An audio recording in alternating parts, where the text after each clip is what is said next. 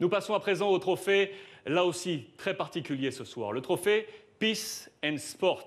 Trophée qui honore, attention, non des nommés, mais des actions. Ou comment utiliser le sport et sa neutralité pour créer du dialogue entre les communautés en crise à travers le monde. C'est sous le haut patronage de son Altesse Sérénissime, le prince souverain Albert II de Monaco, et sous la présidence de son fondateur, Joël Bouzou, que Peace and Sport développe depuis 8 ans maintenant le mouvement de la paix par le sport. Sachez que Peace and Sport accompagne une vingtaine de programmes de paix par le sport sur le terrain, crée des synergies entre les leaders politiques du sport et de la paix, collabore avec 34 fédérations sportives internationales ou encore mobilise 82 athlètes internationaux appelés les champions de la paix. Ce trophée récompense un acteur du football qui, par son action, contribue à la promotion des valeurs indispensables du football que sont le respect et la tolérance. C'est pourquoi nous avons tenu ce soir à remettre ce premier trophée Peace and Sport récompensant ces acteurs du football français qui voient un peu plus loin que leur sport. Regardez. Le sport permet d'instaurer une règle là où il n'y en a plus ou là où il n'y en a pas, dans la tolérance, le respect et la loyauté. La même règle pour tous, au-delà de leurs différences, qu'elles soient ethniques, religieuses, sociales, etc. C'est la raison pour laquelle j'ai souhaité que Peace and Sport soit ancré à Monaco sur la base des valeurs de la principauté, sa neutralité et son indépendance. Dans le monde entier, Peace and Sport crée le dialogue nécessaire à l'apaisement des tensions et à l'instauration de la paix. En transformant des gangs opposés en équipes sportives en Colombie ou en Timor oriental, en rapprochant les communautés divisées par des guerres ethniques dans la région des Grands Lacs d'Afrique, en construisant du matériel sportif de base à partir de ressources locales.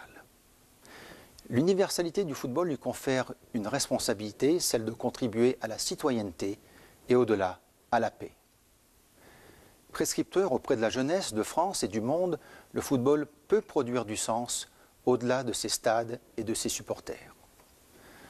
En tant qu'idole médiatique, les footballeurs doivent inciter la jeunesse à rejoindre ce mouvement. Même si je ne peux être parmi vous ce soir, et je le regrette, j'ai tenu à remettre ce premier trophée Peace and Sport récompensant les acteurs du football français qui voient plus loin et plus haut que leur sport. Merci. Merci Monseigneur. Merci infiniment. Je sais que vous nous regardez.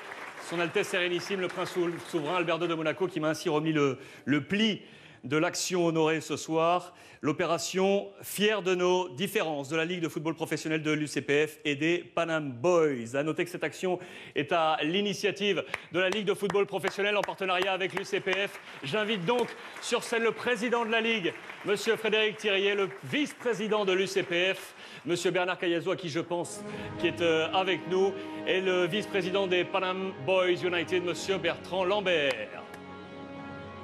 Frédéric. Tenez, messieurs.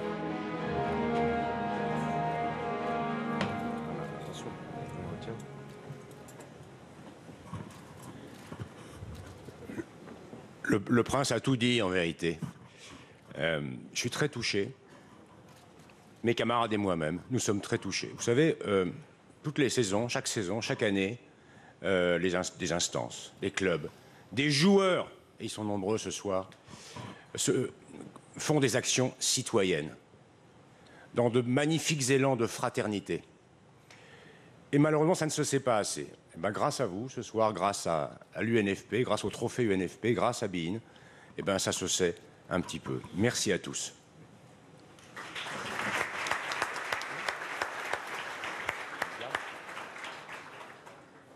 Je veux dire qu'avec ces lacets que vous avez portés au mois d'octobre, vous avez célébré la diversité avec ces lacets arc-en-ciel.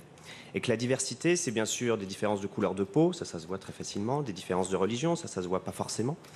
Et ce qui se voit parfois encore moins, ce sont des différences d'orientation sexuelle. Et parfois, l'homosexualité est un vrai tabou encore dans le foot.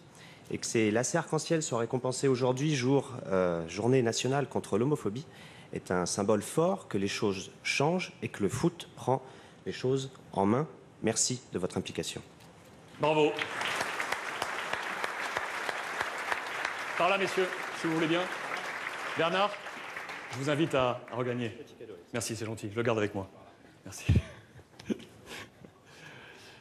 Encore un grand bravo à vous pour cette action célébrée. Je garde avec moi ces petits lacets.